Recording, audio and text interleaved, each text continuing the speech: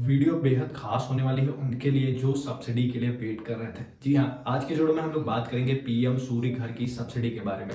जैसा कि आप सभी को पता होगा कि मैंने भी पीएम सूर्य घर पोर्टल के थ्रू अपने घर पे 3 किलोवाट का सिस्टम लगवाया था। तो उसकी सब्सिडी का प्रोसेस जितना भी होता है, कैसे अप्लाई करना है, कैसे फैसिलिटी लेनी है, कैसे जो है कैसे अपनी इंस्टॉलेशन डिटेल उसमें डालनी है और कैसे क्या मतलब एक एक चीज मैंने आपको वीडियो के माध्यम से बताई है। आपको नीचे डिस्क्रिप्शन बॉक्स में हर एक स्टेप की वीडियो मिल जाएगी। मैंने फर्स्ट स्टेप में क्या करना है, सेकंड स्टेप में क्या करना है, थर्ड स्टेप में क्या करना है। तो अगर आप अभी सोलर पैनल लगवाना चाहते हैं तो वो वीडियोस देख के आप इजिली सोलर पैनल लगवा सकते हैं। लेकिन आज की यह वीडियो बेहद खास होने वाली है सब्सिडी यूजर्स के लिए, मतलब जिनको सब्सिडी लेना है, जिनकी अभी सब्सिडी अटकी हुई थी। तो आप सभी को पता होगा मैंने 29/3/2024 यानी मार्च के 29 तारीख को इसी साल में सब्सिडी के लिए फाइनल सबमिट कर दिया था।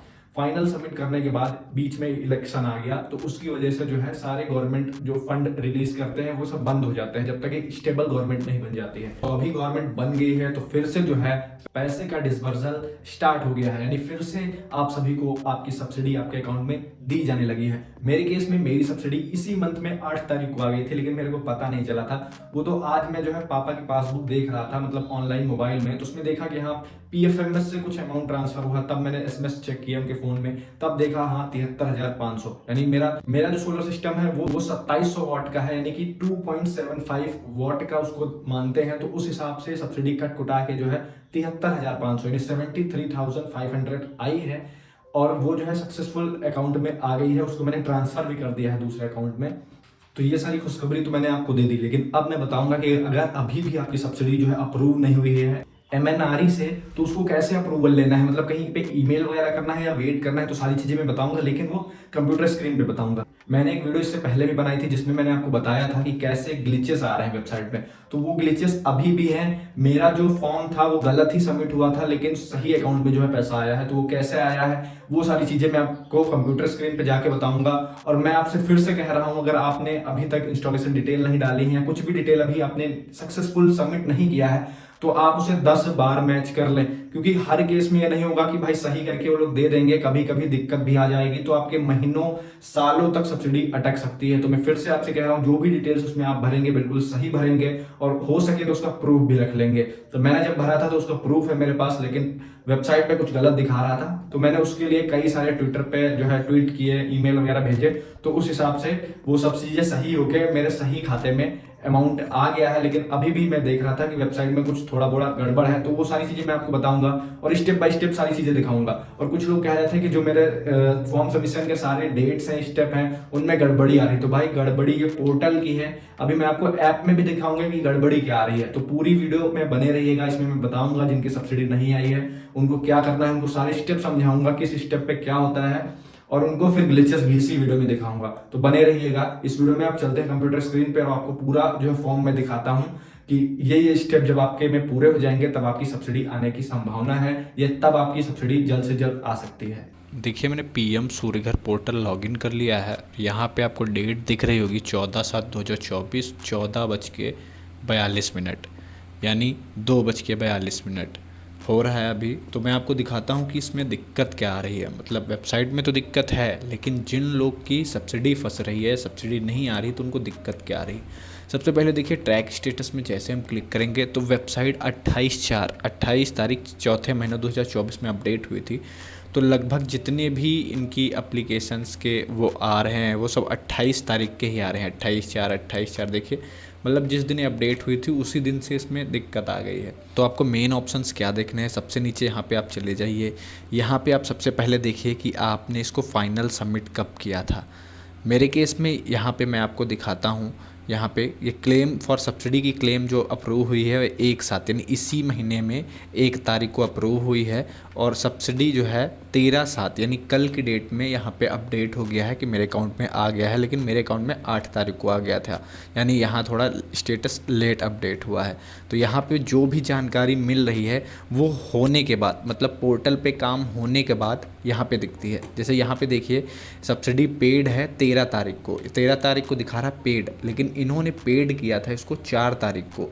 1 तारीख को इन्होंने वेरीफाई किया था, यहाँ पे आपको डेट दिख रही होगी 1/7/24 को इन्होंने वेरीफाई किया था। 4 को इन्होंने पैसा भेजा था, 8 को मेरे को पैसा रिसीव हुआ था और 13 को इन्होंने जो है इसको अपडेट कर दिया है। अब मैं आपको डेट दिखाता हूँ कि कैसे आप मानेंगे कि हाँ मुझे कब मिला था। तो यहाँ पे देखिए आप सबसे नीचे जैसे मैं आ गया हूँ यहाँ पे, तो देखिए सब्सिडी रिक्वेस्ट मैंने की थी 28/3/2024। ट्रैक डिटेल्स में डिटेल्स नहीं आ रही हैं क्योंकि जो वेबसाइट अपडेट हुई है चौथे महीने में हुई है और जो मैंने सब्सिडी के लिए क्लेम किया था वो तीसरे महीने में ही कर दिया था। मतलब पुरानी वेबसाइट जब थी तो उसी पे ही क्लेम कर दिया था।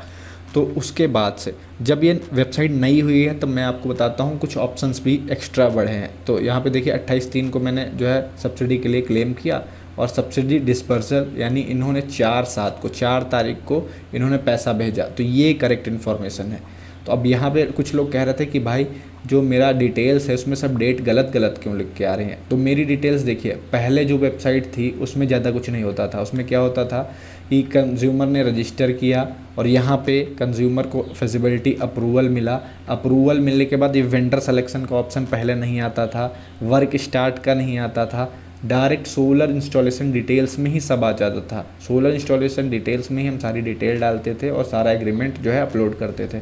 और इंस्पेक्शन का उसमें ऑप्शन था, प्रोजेक्ट कमीशनिंग का था और सब्सिडी का था। अभी के केस में जब से वेबसाइट अपडेट हुई है तब से इसमें वर्क वेंडर सिलेक्शन और वर्क स्टार्ट ये आ गया है। तो इस वजह से देखिए मैंने वेंडर को सेलेक्ट किया था 1/5/2024 को और एग्रीमेंट अपलोड कर रहा था, वो अपलोड नहीं हो रहा था। तो वो मैंने 20 तारीख को अपलोड हुआ जाके, मतलब वेबसाइट में कुछ ना कुछ दिक्कत होगी तभी नहीं हो रहा होगा। तो वो 20/5 को अपडेट हुआ। बाकी यहाँ पे आप देख रहे होंगे सोलर इंस्टॉलेशन डिटेल मैंने 11/3 को डाली थी क्योंकि तब ये ऑप्शन ही नहीं था, वर्क स्टार्ट वाले ऑप्शन ही नहीं था।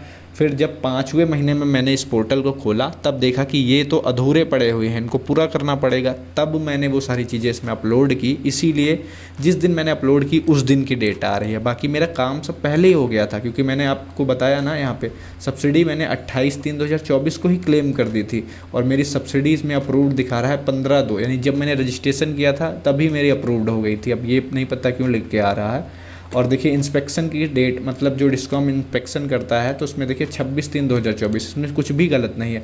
प्रोजेक्ट कमीशनिंग यहाँ पे गलती आ रही है क्योंकि जो प्रोजेक्ट कमीशनिंग हुई थी वो मेरी ये 26/3 जो दिख रहा है आपको, ये होली का टाइम था, उस टाइम मार्च में होली का टाइम था।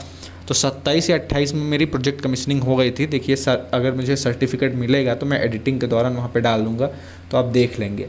तो ये सब वेबसाइट का ही माजरा है, वेबसाइट में ही दिक्कत थी, लेकिन फ़िलहाल मेरे को सब्सिडी आ गई है। यहाँ पे डिस्पर्सल लिख के आ रहा है और यहाँ पे देखिए फाइनल ई टोकन भी जनरेट हो रहा है जिसमें लिख के आता है कि आपकी जो अमाउंट है वो आपको दे दिया गया है। तो यहाँ पे देखिए जो है सारी डिटेल्स यहाँ पे आ रही हैं। 2.750 किलोवाट का जो है मेरा सिस्टम लगा हुआ है जिसमें मुझे सब्सिडी मिली है 73,500, 73,500 मिली है। बेनिफिशियरी का नाम, एड्रेस और टोकन आईडी सब कुछ है।